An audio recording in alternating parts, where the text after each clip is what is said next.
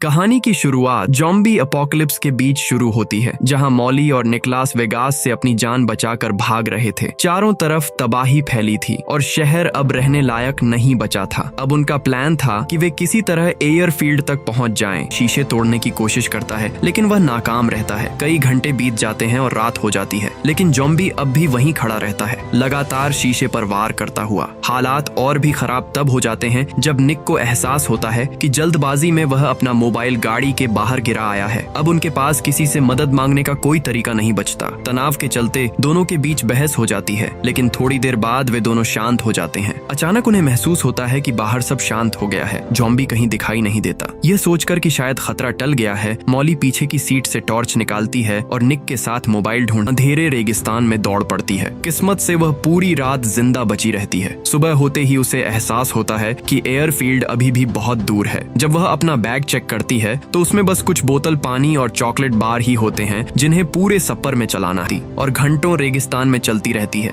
रात होने पर वह एक छोटी सी आग जलाकर आराम करती है। मॉली किसी तरह उससे बचकर एक पहाड़ी की तरफ भागती है और थकान के कारण एक चट्टान पर ही सो जाती है। वह ज़ॉम्बी के सिर पर वार करने का सोचती है, लेकिन निक के साथ हुआ हादसा याद आते ही भागने का फैसला करती है। पीछा जारी रहता है। गुस्से और थकान में मॉली ज़ॉम्बी को गालियां देने लगती है। तभी उसे एहसास होता है कि उसकी बेवकूफी ही उसकी ताकत है, क्योंकि ज़ॉम्बी ऊंचाई पर नहीं चढ़ सकता। इस सोच के साथ वह एक पहाड़ी पर बनी गुफा तक चढ़ जाती है और कुछ घंटों तक वहीं आराम करती है। सुबह होने पर वह अपना सामान देखती है, जहां खाने में बस एक चॉकलेट, थोड़ा सा पानी और एक ड्रिंक बची होती है। फिर भी जिंदा रहने की जिद उसे आगे बढ़ने की ताकत देती है। काफी देर चलने के बाद उसे दूर सड़क दिखाई देने लगती है और उसे लगता है कि शायद अब उसका बच पाना पॉसिबल है। लेकिन उसकी खुशी ज्यादा देर नहीं टिकती, क्योंकि अचानक उसे एहसास होता है कि सामने से एक भयानक रेत का तब वहाँ सिर्फ मॉली ही बची होती है, और वो भी जिंदा। वह धीरे धीरे होश में आती है, उठती है, और तभी उसकी नजर सड़क पर से गुजरते एक ट्रक पर पड़ती है। वह पूरी ताकत से मदद के लिए चिल्लाती है।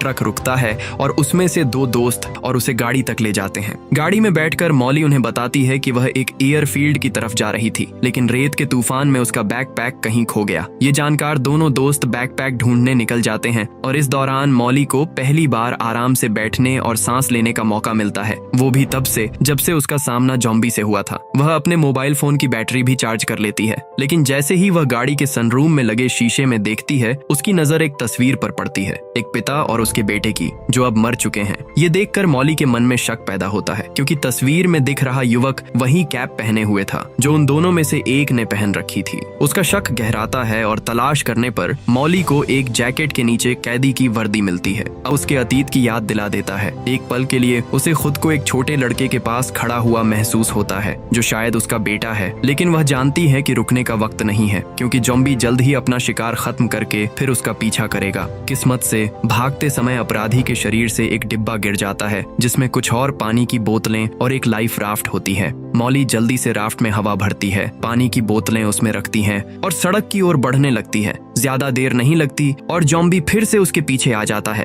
रास्ते में मॉली को कई पुराने टायर दिखाई देते हैं और उसके दिमाग में एक तरकीब आती है। वह ज़ॉम्बी के गले में टायर बांधकर उसे राफ्ट से जोड़ देती है, ताकि वह चलते चलते उसका सामान भी खींचता रहे। यह योजना काम कर जाती है और दोनों रेगिस्तान के बीच आगे बढ़ते रहते हैं। इस सफर के दौरान मॉली अपने दिल की भड़ास निकालती है, जो कुछ उसके साथ हुआ और उसका अतीत भी। वह बताती है कि सालों पहले उसने एक बेटे को जन्म दिया था, जिसका नाम चेज था, लेकिन अपनी आज़ाद जिंदगी की वजह से उसने उसे अपनी बड़ी बहन एली के पास छोड़ दिया, क्योंकि वह जानती थी कि वह एक अच्छी मां नहीं बन पाएगी। अब ज़ॉम्बी पूरी तरह उसके काबू में होती है। इसके बाद मॉली ऊंचाई पर एक और अलाव जलाती है। शाम ढलते ही वह अपने नए साथी को अपने अतीत के और भी किस्से बताती है। वह बताती है कि वह और उसका बेटा कभी डोरी से जुड़े दो डिब्बों से चाइनीज व्हिस्पर्स खेला करते थे। बेटे से अलग होने के बाद से मॉली चेज की आखिरी याद के तौर पर उन डिब्बों में से एक हमेशा अपने साथ रखती आई है। ये सब बताने के बाद मॉली रात भर आराम करती है। अगली सुबह वह और ज़ॉम्बी सड़क तक पहुंच जाते हैं। ठीक उसी समय कई सैन्य गाड़ियां वहां से गुजरती हैं। डर के मारे मॉली अपने दोस्त को सड़क के दूसरी ओर छिपा देती है, ताकि सैनिक उसे मार न दें। लग रहा था कि किसी ने उनसे एक डिंगी पर लिटाकर सड़क पर घसीटते हुए आगे बढ़ती है। कुछ देर बाद उसे दूर एयरफील्ड दिखाई देता है, लेकिन तब तक उसका ज़ॉम्बी दोस्त आगे बढ़ने की ताकत खो चुका होता है। मॉली उसे उठने के लिए कहती है, लेकिन ज़ॉम्बी अपने सूट की जेब की ओर इशारा करता है। मॉली जेब चेक करती है और उसे एक वॉलेट मिलता है, जिसमें उसकी पहचान होती है। ज़ॉम्बी मॉली का नाम डेरिल था। जब वह इंसान था उसे एक तस्वीर भी मिलती है जिसमें डेरिल एक युवा महिला के साथ था जो शायद उसकी पार्टनर थी। मॉली समझ जाती है कि डेरिल भी उसी की तरह हालात का शिकार था। वह अपने दोस्त को आखिरी दया देने का फैसला करती है। सड़क से एक बड़ा पत्थर उठाकर वह डेरिल के पास जाती है और रास्ते में उसकी मदद के लिए उसका धन्यवाद करती है। फिर वह पत्थर से वार करके उसके ज़ॉम्बी दोस्त के दर्द को हमेशा के लिए खत्म कर देती है। इसके बाद मॉली अकेले सड़क पर आगे बढ़ती है और आखिरकार एयरफील्ड पहुंचती है। वहां आसपास सभी जगह सुनसान लगती है, लेकिन उसे बीच में खड़ी एक लाल कैडिलैक दिखती है। जैसे ही वह पास जाती है उसे गोली चलने की आवाज सुनाई देती है और वह तुरंत गाड़ी के पीछे छिप जाती है। दूर से उसे दिखता है कि गोली चलाने वाला जिमी है। जब जिमी को एहसास होता है कि मॉली अभी इंसान है तो वह फायरिंग रोक देता है। सब साफ हो जाने पर मॉली बताती है कि रास्ते में उसका बॉयफ्रेंड मर गया। जिमी भी बताता है कि उसे भी रास्ते में ज़ॉम्बी मिले थे। उसका एक साथी काटा गया था, लेकिन उसने यह बात छुपाई। जैसा कि होना था वह ज़ॉम्बी बन गया जो शहर से भागने के लिए प्लेन ठीक कर रहा है। लेकिन आखिरी पल में मॉली रुकने का फैसला करती है। उसे अपनी बहन और बेटे की चिंता सताने लगती है। वह एयरफील्ड के स्टेशन पर जाकर अपनी बहन को कॉल करती है, लेकिन हर बार कॉल वॉइसमेल पर चला जाता है। मॉली को डर लगता है कि कहीं कुछ बुरा तो नहीं हो गया। वह बार बार कॉल करती है और आखिरकार दूसरी तरफ उसके बेटे की आवाज सुनाई देती है। लड़का बताता है कि उसकी मौसी और गोद ली हुई माँ कई दिनों से लापता हैं और वह अपने कमरे में छिपा हुआ है। मॉली अपने बेटे से वादा करती है कि वह उसे लेने आएगी और उसे तब तक छिपे रहने को कहती है। नए हौसले के साथ मॉली कैडिलैक की ओर दौड़ती है, लेकिन पता चलता है कि चाबियां गाड़ी में नहीं है। वह रिंच से जंजीरें तोड़कर वेयर हाउस में घुसती है।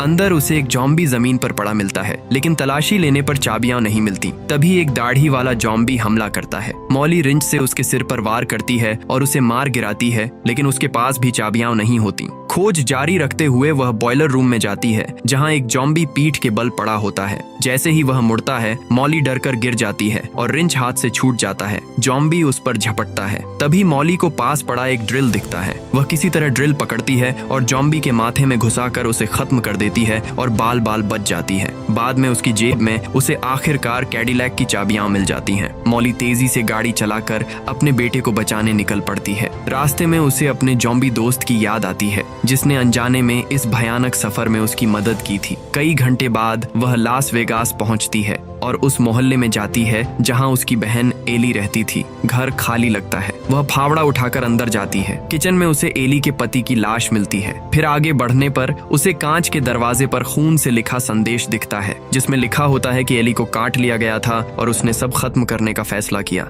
दूसरी तरफ एली का जला हुआ शरीर होता है ताकि वह ज़ॉम्बी न बने और चेज को नुकसान न पहुंचा सके। टूटे दिल के साथ मॉली अपने बेटे को ढूंढती है, लेकिन कमरे में वह नहीं मिलता। वह रोने लगती है। तभी उसे चीनी व्हिस्पर्स का कैन दिखता है जिसे चेज बचपन से संभाल कर रखता था। अचानक उसे कदमों की आहट सुनाई देती है। फावड़ा पकड़े वह बाहर आती है, लेकिन सामने ज़ॉम्बी नहीं बल्कि अपने बेटे को गले लगाती है और वादा करती है कि अब उसे कभी अकेला नहीं छोड़ेगी। दोनों शहर से भागने की तैयारी करते हैं, लेकिन सीढ़ियों से उतरते ही ज़ॉम्बियों का झुंड दरवाजा तोड़ने की कोशिश करता है। मॉली फावड़े से हमला कर देती है। मॉली और चेज ज़ॉम्बी अपोकलिप्स से बच पाए या नहीं ये एक रहस्य ही रह जाता है। और इसी के साथ ये कहानी यही खत्म हो जाती है। तो आपको ये फिल्म कैसी लगी नीचे कमेंट में जरूर बताना। मिलते हैं अगली वीडियो में।